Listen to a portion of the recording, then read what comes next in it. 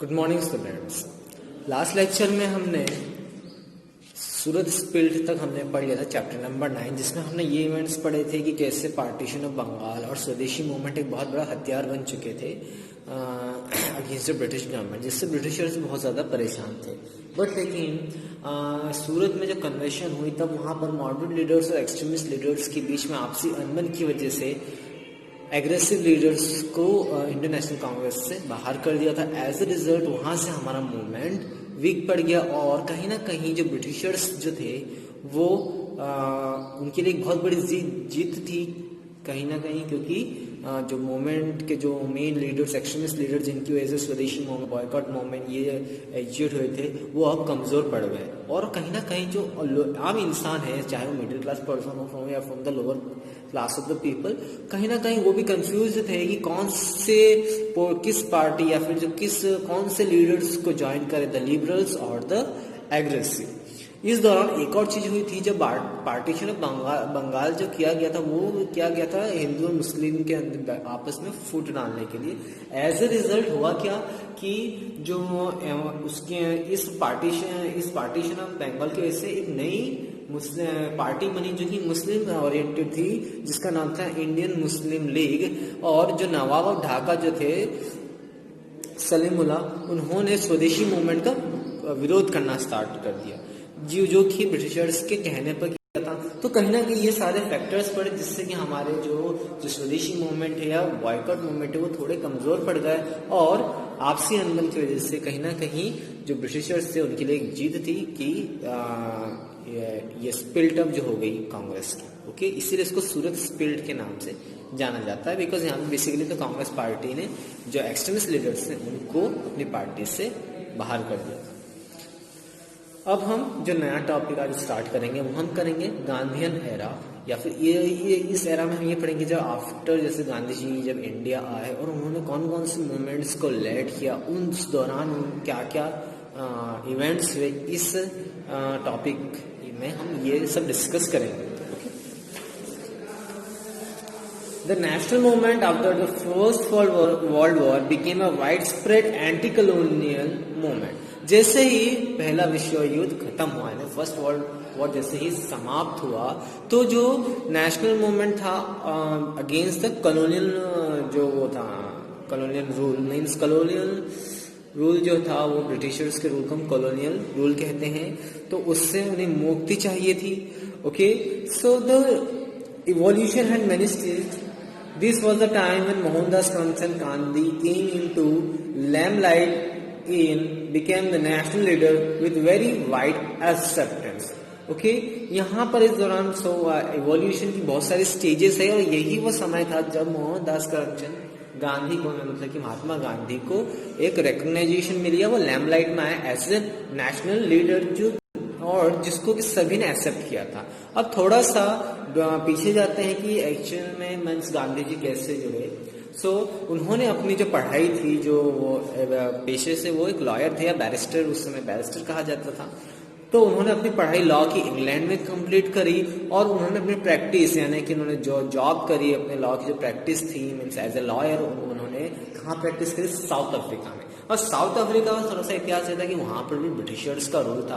वहाँ पर basically apartheid system था। एपार्थाइड सिस्टम यहाँ पे, जहाँ पर रंगों के बेसिस पे भेदभाव किया जाता था। ओके, जो नेटिव साउथ अफ्रीकन थे उनको ब्लैक्स कहा जाता था, वेयर जो उन पर रूल कर रहे थे उन्हें व्हाइट्स कहा जाता था। सो नेटिव साउथ अफ्रीकन ही केवल उस ब्लैक कैटेगरी में नहीं आते थे। यहाँ से जो इंडियन मर्चेंट्स जाते थे या दूसरे अदर कंट्रीज के पीपल जो उस कंट्री में आके काम की वजह से आए हैं, तो उनके साथ बहुत ही ज्यादा भेदभाव होता था। ओके, मतलब इतना ज्यादा भेदभाव होता था कि लाइक जो ब्लैक पीपल्स थी उनके लिए कारेज अलग थी, उनके लिए फैक्ट्रीज अलग थी, इनफैक्ट उनके हॉस्पिटल्स अलग थे।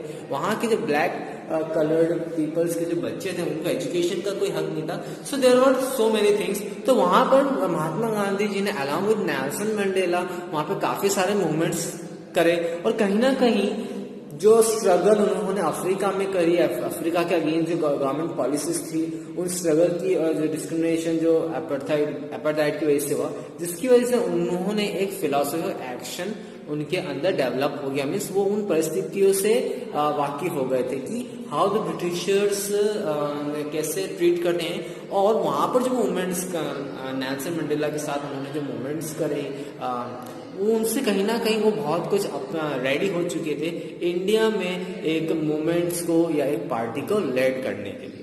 ओके, जब उन्होंने ये फिलॉसफी, जो सेम फिलॉसफी जो उन्होंने अफ्रीका में अपनाई थी, सेम यही फिलॉसफी जब उन्होंने इंडिया में अपनाई तो वो एक सत्याग्रह का उसने रूप ले लिया। Okay, and this become a very strong weapon and millions of people participate in the Swaraj movement. और एक तरीके का सत्याग्रह एक बहुत बड़ा हथियार बन गया था और काफी सारे करोड़ों लोगों ने इस मुहिम में साथ दिया for the freedom of India.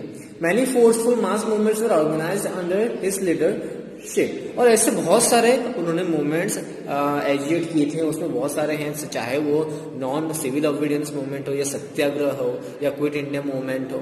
ऐसे बहुत सारे मूवमेंट्स हैं जो हम आगे जितना से हम टॉपिक कवर करते जाएंगे उतने हम पढ़ते जाएंगे। ओके, अब उसी में से disobedience like civil disobedience of law, boycott of courts, peaceful demonstrations, stop the work, boycott of educational institution, dharna on liquid shop and foreign shops, non-payment of tax and bringing the major industry to a close were the main feature of this movement। अब उनके जो भी उन्होंने movements start किए थे उन्होंने like civil disobedience थे, boycott का कोर्ट का करना, यानी कि कोर्ट के किसी फैसले को या कोर्ट जब उनको किसी पेशी के बुलाया जाए तो वो उनको बॉयकॉट करते थे। इसके साथ साथ पीसफुल डेमोन्स्ट्रेशंस, पीसफुल तरीके से धरना देते थे, जितने भी एजुकेशन इंस्टीट्यूशन थे उनको बॉयकॉट करना, बहिष्कार करना, और जितने भी लिक्विड शॉप्स थे यानी कि अल्कोहल बेस्ड यानी शराब की दुकानें थी उनको उनके अगेंस्ट प्रोटेस्ट करना। ओके, और जितने भी फॉरेन गुड्स आ रहा था चाहे वो दुकान से हो, चाहे वो इंडस्ट्रीज में बन रहा हो या बाहर की इंडस्ट्री से रॉ मटेरियल यहाँ आ रहा हो, यहाँ मैन्युफैक्चर हो रहा हो, उसको टोटली उन्होंने बॉयकॉट करा। इसके साथ साथ जो टैक्सेस थे वो उन्होंने पे करवाना बंद करवाया as a part of a movement. Okay, और जो बड़ी बड़ी मेजर इंडस्ट्रीज थी उनको इकट्ठा किया और मीन्स उनको इस तरीके से उनको तैयार किया कि आप टैक्सेस पे नहीं करेंगे, जो मन माफी जो टैक्सेस वो पे करवाते हैं फ्रॉम द इंडियंस। तो ये सब पार्ट था या उनके फीचर्स थे उनके मूवमेंट्स के जो उन्होंने लेड किए। Although all this methods of protest were non violent. अब गौर करने की बात ये थी कि जितने भी वो उन्होंने मूवमेंट्स एजुकेट किए थे वो सारे नॉन वायलेंट थे, यानी कि उनमें किसी प्रकार की हिंसा नहीं होती थी। They were revolutionary and influenced all the classes of society very strongly. This caused a feeling of courage and self-confidence emerged in them. Lakhs of people willingly went to jail, faced lathi charge and bullets and suppression by the government. Okay, अब इन महात्मा गांधी से काफी सारे revolutionaries, even the common people और जो high class people हो, चाहे वो middle class people हो या चाहे वो कॉमन पीपल हो या peoples from the lower class, सभी महात्मा गांधी से काफी ज्यादा इन्फ्लुएंस थे। तो कहीं ना कहीं उनके अंदर सेल्फ कॉन्फिडेंस आया और वो गांधी जी के कहने पर कहीं भी वो प्रोटेस्ट करने चले जाते थे। किसी भी अगर ब्रिटिशर्स उनको जेल में डालते थे तो बिना डरे वो जेल जाने को तैयार थे, लाठी चार्ज झेलने के लिए तैयार थे। इनफैक्ट बहुत से प्रोटेस्टर्स ने गोली तक खाई है। Gandhi ji led a very simple life. He talked to the people in a language which they could understand. That's why soon he was called Mahatma. Okay, और ना गांधी जी की जो लाइफ थी बहुत ज्यादा सिंपल थी। ओके, और उसके साथ साथ वो किसी भी क्लास ऑफ पीपल से भेदभाव नहीं करते थे। जिस लैंग्वेज में सामने वाला बोल रहा था उसी लैंग्वेज में वो जवाब देते थे। इस वजह से पीपल्स ने उनको एक धर्मात्मा या फिर महात्मा की उपाधि दे दी थी। Okay, Gandhi ji incorporated highest moral values in the freedom movement and succeed in converting into a mass movement। अब गांधी जी के जो मूवमेंट्स होते थे उनमें काफी मॉरल वैल्यूज थी। उसमें सबसे ज्यादा जो मॉरल वैल्यू थी वो थी नॉन वायलेंस की, जिसकी वजह से काफी सारे पीपल्स जो थे इस मूवमेंट से वो जुड़े। Okay, His life was based on the principle of truth and non-violence. For all the political problems, he provided a solution which is confirmatory with truth and non-violence. He also reiterated that means should also be pure to achieve an objective. The methodology which he employed to struggle against the British rule is सत्याग्रह. अब जो गांधी जी के जो सबसे बड़े हथियार हैं, उनके movement से सबसे ज्यादा बड़े हथियार जो होते थे वो ट्रूथ एंड नॉन वायलेंस, सच बोलना और नॉन वायलेंट तरीके से अपने सत्याग्रह को कंटिन्यू करना, ये बहुत बड़े हथियार साबित हुए. ओके, और इसी मेथोडोलॉजी को आगे जाके सत्याग्रह के नाम से जाना गया. Now Gandhiji made social reforms an integral part of national movement. The movement against the custom of untouchability, which was so unhuman and downgraded the lives of many Indians to the levels of animals, is the biggest achievement Gandhiji has in the field of social reforms. His another contribution is in the field of the cottage industries. He claimed that the spinning wheel charkha was a tool of a rural people for earning additional income, and to popularize charkha became an essential part of a Congress. Apart from developing nationalistic feelings among people, the charkha provided employment to millions of people and prepared a battery of life who were willing to take part in the struggle and were ready to go in the jail willingly. The importance of charkha increased so much that it found a place in the party flag. अब गांधी जी का जो achievements या जिनका काम था वो केवल freedom movement से रिलेटेड नहीं था. उन्होंने ऐसे बहुत सारे काम किए थे. उनमें से एक था अनटचेबिलिटी को पूरी तरीके से इरेडिकेट करना, यानी कि पूरी तरीके से खत्म करना. जब वो इंडिया आए और यहाँ पे देखा कि जो अनटचेबल्स कैटेगरी ऑफ पीपल्स से जो भेदभाव हो रहा है, कंडीशन जानवरों से भी बदतर थी, तो उनके लिए उन्होंने सोशल रिफॉर्म्स करे ताकि समाज में उन्हें इज्जत मिल पाए. इनके साथ साथ उन्होंने कॉटेज इंडस्ट्रीज को भी बहुत बूस्ट किया. कॉटेज इंडस्ट्रीज आप सभी जानते हैं, जो रूरल एरियाज में छोटी इंडस्ट्रीज होती है उनको कॉटेज इंडस्ट्रीज कहते हैं. और उन्होंने ये क्लेम किया था कि चरखा जो है रूरल इंडिया का सबसे बड़ा वेपन हो सकता है as a part of earning additional income. और उन्होंने चरखा को पॉपुलराइज करने के लिए उसके सिंबल्स बनाए. In fact the Congress party also accepted the चरखा एज देयर पार्टी सिंबल. और लेटरली बहुत सारे पीपल जो थे, मिलियंस ऑफ पीपल्स को इसके कारण एज अ कमाई का सोर्स बनी चरखा. इसके थ्रू वो जो कपड़ा बनाते थे, बहुत सारे मिलियंस ऑफ पीपल के लिए वो कमाई का सोर्स बना. और पीपल इस वजह से बहुत सारे पीपल्स रेडी थे, विलिंगली रेडी थे, गांधी जी के साथ जेल जाने तक लिए भी रेडी थे. ओके, जिसकी वजह से चरखा का इंपॉर्टेंस इतना ज्यादा बढ़ गया था कि उसको चरखे को हमारे इंडियन फ्लैग में एक जगह मिल गई थी एज ए सिंबल. जैसे आज हमारा अशोक चक्र है हमारे फ्लैग में, उसी जगह पर पहले गांधी जी का जो चरखा जो होता था बेसिकली वो एज ए सिंबल हुआ करता था हमारे फ्लैग्स का. Okay,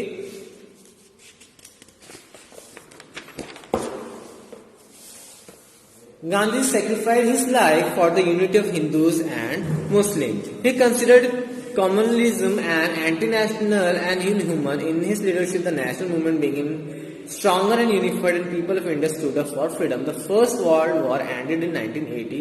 Turkey was defeated in the war.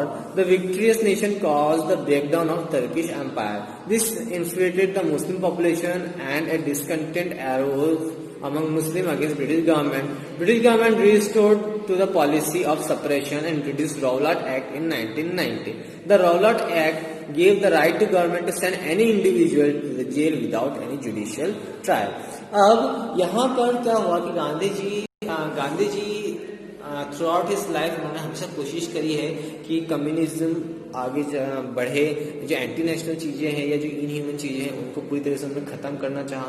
उनकी लीडरशिप में हमारे जो नेशनल मूवमेंट थे बहुत ज्यादा स्ट्रॉन्गर बने और इंडिया कहीं ना कहीं खड़ा हो पाया for the freedom of its country.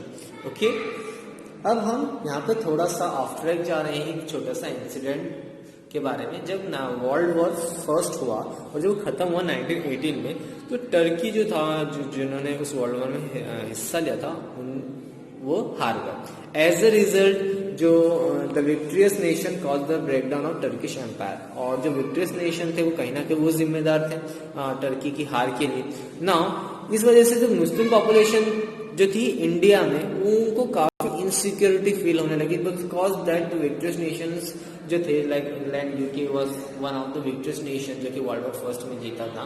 तो वो कहीं ना कहीं ब्रिटिशर्स के अगेंस्ट उनके सामने उनके लिए एक डिस्कंटेंट साबित हो गया. बिकॉज अगर हम थोड़ा सा लास्ट में जाए तो हमने ये कहा था कि ब्रिटिशर्स के कहने पर ही मुस्लिम कम्युनिटी के पीपल्स ने Indian Muslim league party form की थी।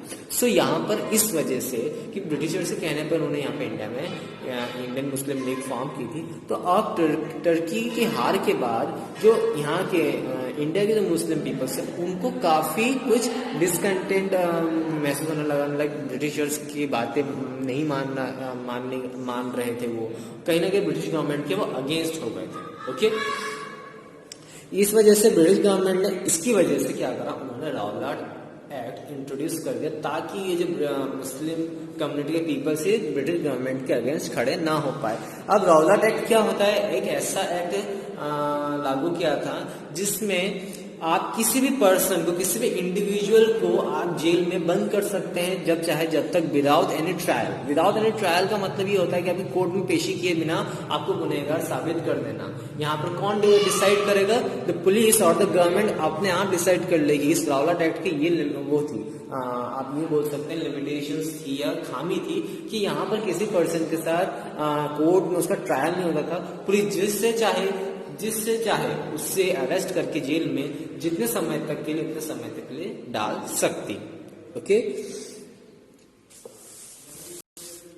ना, उसी दौरान 1919 में एक मैसेकर हुआ था, the massacre of Jallianwala Bagh. Okay, आप सभी जानते हो, आई थिंक आप मे बी 4th, 5th या 6th से पढ़ कर the massacre of Jallianwala Bagh. Although मैं फिर से आपको एक्सप्लेन कर देता हूँ। रावलाट act came into force from March 1990। There were protests all over India against the act. On 6th of April 1919, there were strikes and demonstration and work was stalled. Punjab witnessed a strong protest. The government charges lathis and bullets in many places in Punjab. The two powerful leaders of the Congress were Dr. Satyapal and Saifuddin Kichlu were arrested and sentenced to jail. To protest against this arrest, there was a meeting on the 13th of April, on the Baisakhi day in Jallianwala Bagh in Amritsar. This is a small garden surrounded with the house. General Dyer entered from the only gate of the garden, surrounded it along with all his soldiers. Without giving any warning to the people, he ordered his soldiers to open fire. Children, women and old people were also present there for meeting. The firing lasted for almost 10 minutes and nobody could escape from there. After some time, Dyer left the place. According to the official statistics, about 100 people died and more than 1200 people were injured.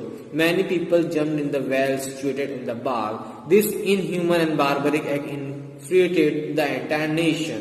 Even many of the British people found this gruesome act and deliberate massacre self-fearing.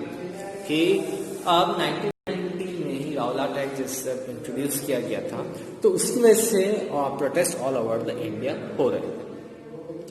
अब क्या होता है कि सबसे ज्यादा protest जो हुए थे वो पंजाब में हुए थे। वहां पर स्ट्राइक्स थे, डेमोन्स्ट्रेशन थे, यहाँ तक कि 6 अप्रैल 1919 को वहां पर पूरी तरीके से बंद रखा गया था बाय द इंडियंस। किसी भी काम को उन्होंने, मतलब काम को पूरी तरीके से रोक दिया गया। एक टाइप का हम जिसे हम आज के जमाने में सुनते हैं ना, भारत बंद, ऑल दैट, वैसे ही बंद वहां पर उन्होंने लागू किया था। अब पंजाब में सबसे ज्यादा प्रोटेस्ट हुआ था। गवर्नमेंट ने वहां पे लाठी है, गोली है, सबसे कोशिश करी पंजाब के पीपल्स को रोकने की। इसी दौरान उस समय पंजाब में हम 2 लीडर्स थे कांग्रेस के, doctor Satyapal and doctor Saifuddin Kitchlew. अब उनको अरेस्ट कर लिया गया। अब उनके अरेस्ट के प्रोटेस्ट के लिए 13th of April, जो कि एक बैसाखी डे होता है, एक तरह का त्योहार होता है पंजाब में, जलियांवाला बाग में मीटिंग रखी गई to show the protest against the Britishers. अब इसी दौरान जनरल डायर जो थे वो जलियांवाला बाग में आ गए। अब बेसिकली जलियांवाला बाग जो है वो बेसिकली दीवारों से घिरा हुआ है और एक गार्डन टाइप बना हुआ है जिसकी केवल एक ही एंट्रेंस है। अब जैसे जनरल डायर एंटर हुआ अलॉन्ग विद हिज सोल्जर्स, उन्होंने विदाउट गिविंग एनी वार्निंग वहां के पीपल्स को फायरिंग करना स्टार्ट कर दिया। ओके, जिसकी वजह से सिंस मैंने आपको बताया कि वहां पे जो एंट्री या फिर एग्जिट जो पॉइंट था केवल एक ही था, तो बहुत सारे पीपल्स वहीं फंसे रहेगा और 10 मिनट फायरिंग चली। तो वहां पे as per the government records 100 of peoples जो थे उनकी डेथ हुई थी और मोर देन 1200 पीपल जो थे इंजर्ड हो गए थे। एंड जो बचे और उसमें एक और चीज ये थी कि वहां पर एक वेल था, कुआं था जलियांवाला बाग में बहुत से पीपल सिर्फ गोलियों से बचने की वजह से हड़बड़ाहट में कुएं में जाके कूद गए ताकि उनको गोली ना लगे, जिससे कि काफी सारे पीपल्स की जान गई।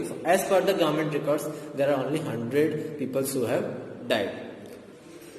ओके, और कहीं ना कहीं ये जो बारबरिक एक्ट थी, मतलब एक तरीके बारबेरियन एक्ट, मतलब कि एक इन हिंदी हम उसको बोलते हैं जैसे कसाईयों वाला काम होता है, इस टाइप का एक इनह्यूमन जो काम जो किया था डॉक्टर जनरल डायर ने, उसने पूरे एंटायर नेशन को हिला दिया था। इनफैक्ट बहुत सारे ऐसे ब्रिटिश ऑफिशियल्स और ब्रिटिश पीपल भी ये मानते थे कि the act was very deliberate massacre. Okay, soon after the massacre, martial law was imposed in Punjab to establish the terror rule, but this could not down the spirit of the movement. The terror of military, which Dyer hoped to develop, fueled the non-cooperation movement started after this massacre.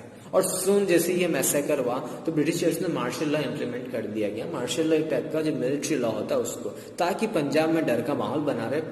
All दो martial law लगने के बाद भी वहां के peoples नहीं डरे और उस मूवमेंट्स को कंटिन्यू रखा। एंड एज अ रिजल्ट ये जो मार्शल लॉ था वो किसी काम का नहीं रहा और पीपल और गुस्से से और जो मैसेकर की वजह से और गुस्से होने की वजह से और इस मूवमेंट में और बढ़ चढ़ के हिस्सा लेने लगे।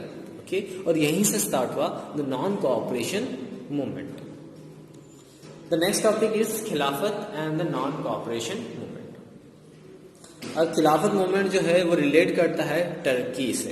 Okay, after the First World War, Turkey was given unjust and unfair treatment by victorious nation. Consequently, Khilafat movement started there.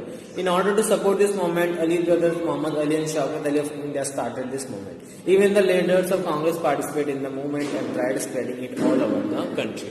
But as soon as this movement ended in Turkey, its intensity faded. अब जो खिलाफत movement जिसमें रहता है Turkey से relate करता है। After the first world war जब विक्टोरियस नेशन ने जब टर्की का अच्छे से व्यवहार नहीं करा तो वहां के लोगों ने खिलाफत मूवमेंट स्टार्ट किया, जिसके तहत जब वहां पर टर्की में हुआ तो इंडिया में जो मोहम्मद अली एंड शौकत अली, इन दोनों की जोड़ी को अली ब्रदर्स के नाम से भी जाना जाता है, उन्होंने इंडिया में खिलाफत मूवमेंट को स्टार्ट किया। यहाँ पे बहुत सारे कांग्रेस लीडर्स ने भी इनका साथ दिया। और बट जैसे ही टर्की में ये मूवमेंट खत्म हुआ तो इंडिया में भी ये मूवमेंट फेड हो गया ना, खत्म हो गया। ओके, अब इंडिया में इस मूवमेंट को करने का ये था कि यहाँ से जो मुस्लिम कम्युनिटी के पीपल थे वो कहीं ना कहीं वो विरोध दिखाना चाहते थे in the support of Turkey. Okay, अब हम जो पढ़ेंगे वो हम पढ़ेंगे नॉन कोऑपरेशन मूवमेंट। ओके, खिलाफत and Congress adopted a new program of non-cooperation in 1920 under the leadership of Gandhiji. Protest against Jallianwala Bagh massacre. Rowlatt Act, breach of promise from British government and achieving Swaraj were main objectives of non-cooperation movement. अब non-cooperation movement क्यों start किया या एक नया movement क्यों start किया? Just to protest the Jallianwala Bagh massacre, Rowlatt Act. Okay, इन दो एक्ट को प्रोटेस्ट, इसके अगेंस्ट प्रोटेस्ट करने के लिए नॉन कोऑपरेशन मूवमेंट एग्जिट किया गया और कहीं ना कहीं जो मेन एम था वो था फ्रीडम को अचीव करना। The movement was to be run in many stages. In the initial stages, the titles conferred by the British government were to be returned. In the next stages, legislative council, courts and education institutions were to boycotted. It was decided that a battery of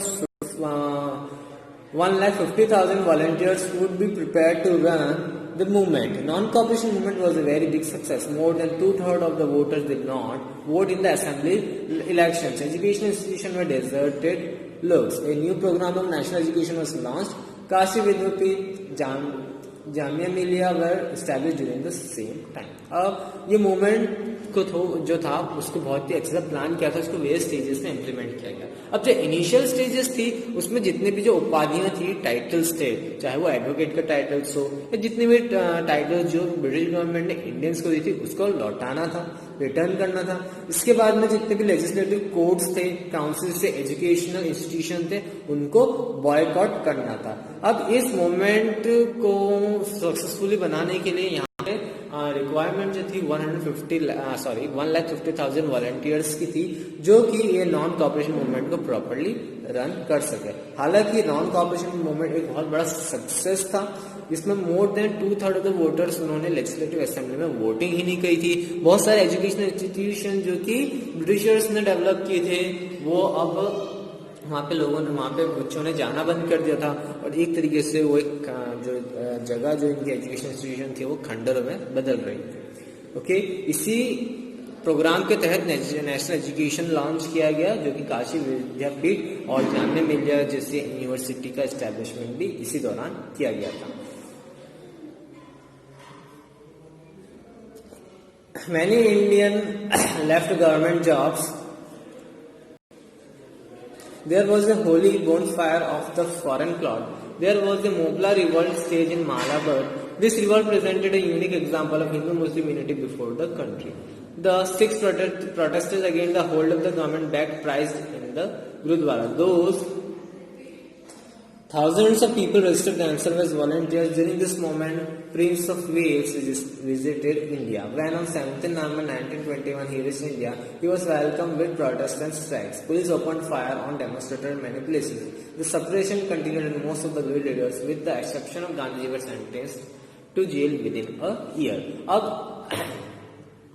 इसके अलावा बहुत सारे ऐसे government jobs जो थे Indians के पास जो थी, उन्होंने गवर्नमेंट जॉब्स को छोड़ दी, और उसी दौरान फॉरेन क्लाउड्स को एक होली बोनफायर, जो होली जो फेस्टिवल होता है, तो जो होली का दहन होता है उसमें बहुत सारे फॉरेन क्लाउड्स जलाए थे, एक टाइप का प्रोटेस्ट दिखाना गया ब्रिटिश गवर्नमेंट।